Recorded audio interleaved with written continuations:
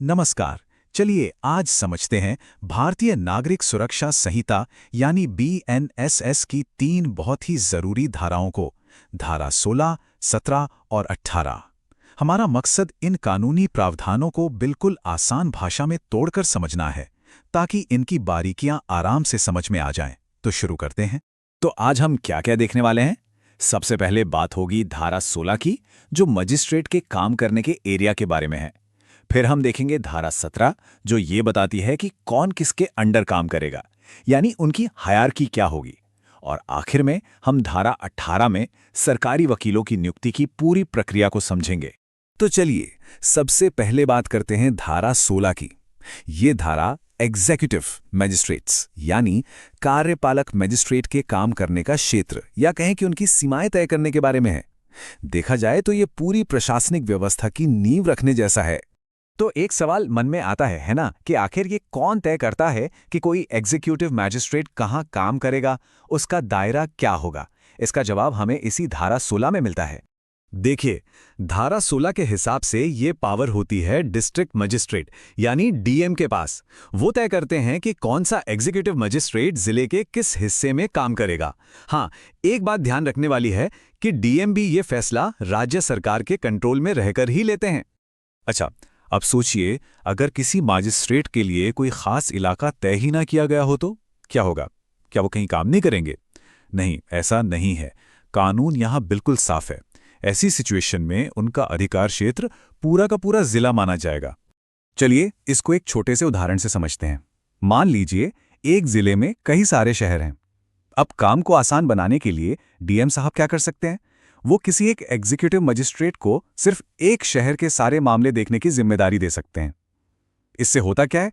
काम में एफिशिएंसी आती है और सब कुछ व्यवस्थित रहता है। तो कुल मिलाकर धारा 16 से हमें क्या सीखने को मिला? पहली बात, ये एडमिनिस्ट्रेटिव कंट्रोल का एक क्लियर सिस्टम बनाती है। दूसरी, ये काम का सही तरीके से बंटवारा सुनिश्चित करती है। और तीसरी, ये जिला लेवल की अथॉरिटी और स्टेट लेवल की निगरानी के बीच एक अच्छा बैलेंस बनाती है। चलिए, धारा 16 तो समझ आ गई। अब आगे बढ़ते हैं धारा 17 पर। ये सेक्शन मजिस्ट्रेटों के बीच की हायरार्की, मतलब कौन किसके अधीन है, ये बताता है। इसे आप चेन ऑफ कमांड भी कह सकते हैं। ये तय करती है कि कौन किसके प्रति जवाबदेह होगा। तो ये हायरार्की काम कैसे करती है? देखिए, सबसे ऊपर होते हैं डिस्ट्रिक्ट मजिस्ट्रेट यानी डीएम।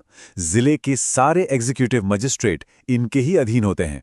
और अगर कोई मजिस्ट्रेट किसी सब डिवीजन में काम कर रहा है तो वो वहां के सब डिविजनल मजिस्ट्रेट के भी अधीन होगा।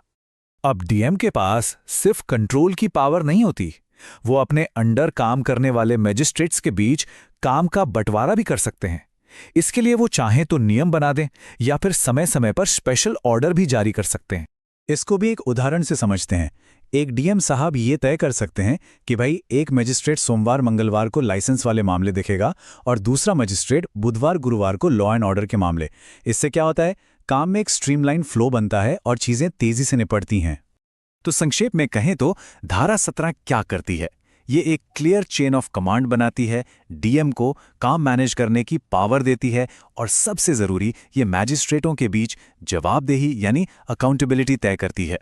तो अब हम आते हैं अपने आज के विश्लेषण के आखिरी और सबसे डिटेल्ड सेक्शन पर, जो है धारा 18। ये धारा हमें ये बताती है कि अलग अलग लेवल पर सरकारी वकील, जिन्हें हम पब्लिक प्रोसिक्यूटर्स कहते हैं, उनकी नियुक्ति आखिर होती कैसे है।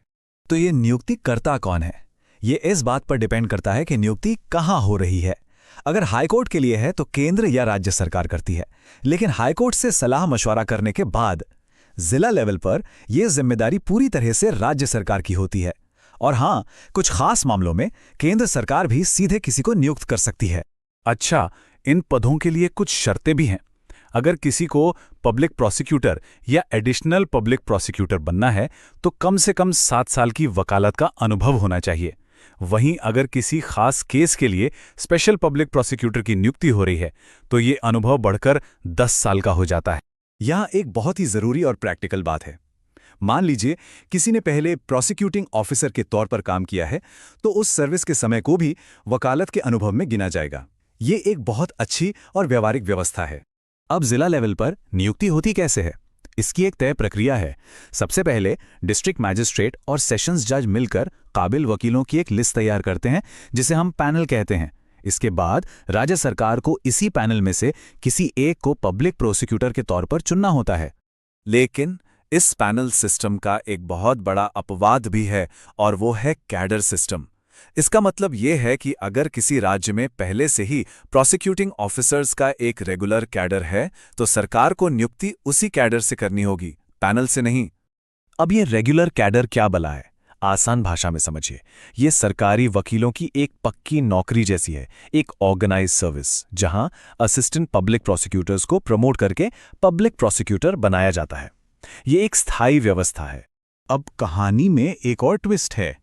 मान लीजिए किसी राज्य में कैडर सिस्टम तो है, लेकिन उस कैडर में कोई भी सूटेबल कैंडिडेट नहीं मिल रहा। तो ऐसे में क्या होगा? कानून कहता है कि तब सरकार वापस डीएम और जज साहब वाले पैनल से नियुक्ति कर सकती है। और ये एक बहुत ही महत्वपूर्ण प्रावधान है जो पीड़ित के अधिकारों को मजबूत करता है। कोर्ट चाहे तो विक्टिम को ये इजाजत दे सकता है कि वो सरकारी वकील की मदद के लिए अपनी पसंद का कोई प्राइवेट वकील भी रख ले। ये न्याय की प्रक्रिया में पीड़ित की भागीदारी को बहुत बढ़ाता है। चलिए इसे भी एक असली सिचुएशन से समझते हैं। मान लीजिए लखनऊ जिले में एक नए पब्लिक प्रोसिक्यूटर की जरूरत है, तो वहां के डीएम और सेशन जज मिलकर उन वकीलों की एक लिस्ट बनाएंगे जिन्हें 7 साल से ज्यादा का अनुभव है। फिर उत्तर प्रदेश सरकार को उसी लिस्ट में से किसी एक की नियुक्ति करनी होगी। हाँ, बशर्ते वहां कैडर सिस्टम पहले से ना हो। तो धारा 18 की मुख्य बातें क्या हैं जो हमें याद रखनी है? पहली, अनुभव की शर्त। पीपी के लिए 7 साल और स्पेशल पीपी के लिए 10 साल। दूसरी, जिले में नियुक्ति डीएम और सेशन जज के पैनल से होती है। और तीसरी, इस पैनल वाले नियम का सबसे बड़ा अपवाद है कैडर प्रणाली।